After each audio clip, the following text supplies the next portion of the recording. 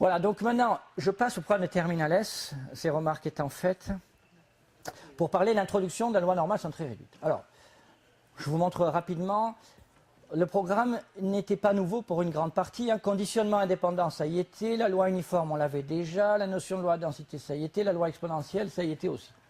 Ce qui est nouveau, c'est ça. Donc, qu'est-ce qui est vraiment nouveau? C'est la loi normale sans très réduite, le théorème de Moivre-Laplace, ce qui va avec. Et après, la formule générale pour les lois qui ne sont pas centrées ni réduites.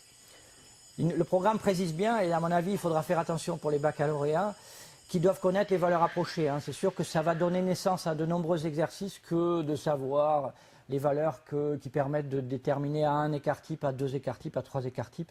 Et là, tout à l'heure, vous aurez avec Bénédicte un excellent exemple d'application de ça.